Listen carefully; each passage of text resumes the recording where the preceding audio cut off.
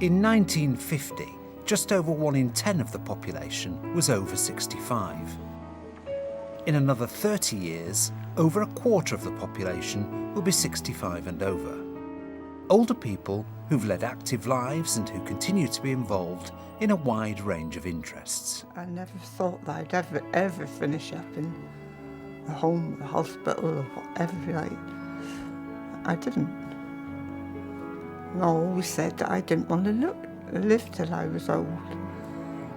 But I'm still going on. I think one of the fundamental things that we've got to do is accept we're an older society. This society is ageing, and if we don't pay for the quality of services that we need, we can't expect to get them back.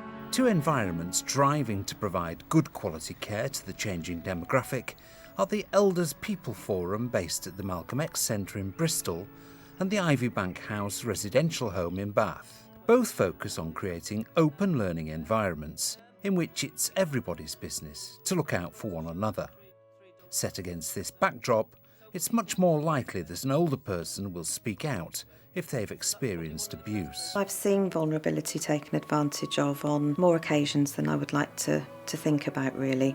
There's a lot of people involved with each resident, whether it's your own staff, whether it's visitors, relatives, external people that come in, medical profession. There is a huge amount of people around each single adult that's with us.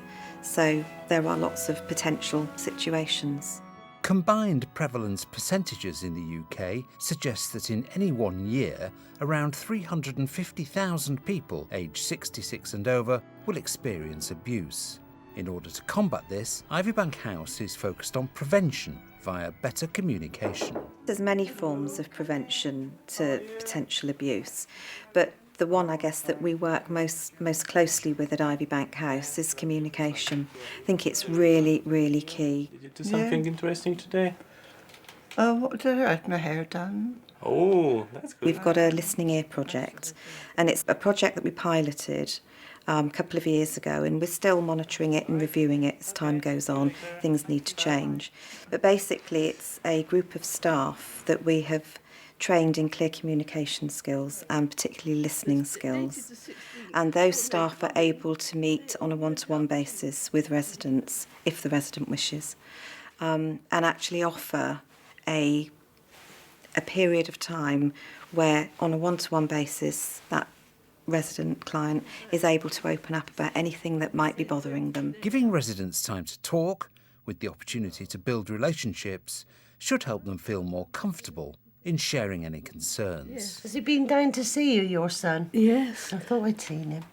Yes, he's been here 2 or 3 times. I'm proud to say that I'm part of a pilot project which has been ongoing now for 2 or 3 years, and it's about listening ear, especially for those residents or clients who come first time in a care home, whereby they're very unsettled. They're coming from their own environment at home. Their whole change of lifestyle can be quite a difficult transition for people to manage. To start with, it was hard because I've always been used to a place of my own, and they're bound to get you down days, and you can't do anything about it nowadays, unfortunately. The reality of living in a care environment may not always be easy, but by focusing on people's needs and helping them feel safe, the home does go some way to keeping its residents happy. Do you want some fruit to go with your yoghurt? Bit boring, this diabetic lark, isn't that? It is a bit, yeah.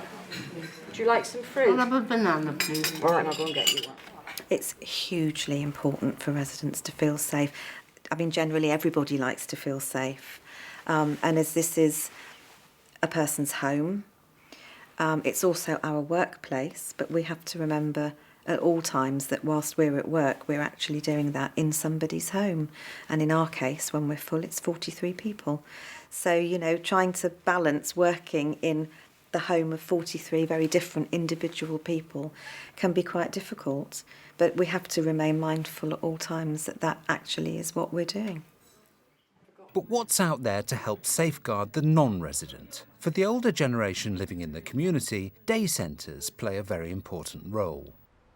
The Malcolm X Centre is one such place. It was built in 1983 with the objective of bringing together local authorities, voluntary organisations and inhabitants in a common effort to advance education and good race relations. The Elders Forum meets here on a weekly basis. The group offers the local Afro-Caribbean community somewhere they can come together to be active, to be heard and feel protected. Centres like the Malcolm X are very important in supporting older people in the community, in providing a network and support, and should they be in a vulnerable position, they know they have got the backup of the rest of the community here. 2, 3, back to the right, stretching up. You're able to meet other West Indian people there, and you can gossip and find out what is going good for them, what is going bad for them, what is the government doing for them and what they're not doing. The club is supposed to empower them and let them have a sense of purpose and know that they will be coming out and live as proud people in a manner that they used to live. This is what they want. This is what we want. The group provides good care through the strong relationships between its members. They see it as everyone's business to look out for one another. Well, if a member doesn't turn up, we inquire their whereabouts. And if someone is living next door or near, we ask that person to see if they're all right. If we don't see one person this week and we make inquiries, you find time out to talk to the person. It's going to take time. And you'll find out what their fears are, why they didn't come to the club. And sometimes it can be just a gang of boys down the road. And it takes an input from one of us to get to a social worker or the police and let them know they're hindering the progress of this person to going outside. You got to delete the fear and let them feel as if they are part of the community and worth something and can contribute towards a better society themselves.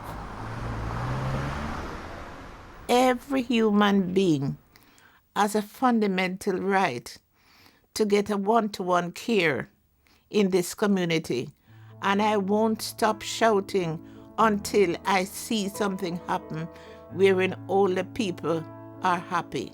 Older people continue to press the case for society to recognise that it's everyone's responsibility to help safeguard vulnerable adults. Whereas at one time we knew each other, we really did knew each other next door, you talk over the fence, you invite people in for a cup of tea. The busy schedule life that we have now have infringed on that. And we seem to have lost that. And we need to go back to that. I think the whole pace and thrust of society is creating more vulnerability for people. And I think a key point for us is, and we say this time and again, there is no such thing as a vulnerable older person. People aren't vulnerable. It's the environment and circumstances we put around them and what other people do that creates that vulnerability for them. We've all got to take responsibility. We're all on the same wheel. We are all going to get old one day. I think we should be expecting a much better standard of care. We should be listening much more to the voices of the older people in our society and providing care services that they need, that they want, that is appropriate to them, and that is of a good quality. I think quality is the key, and people are entitled to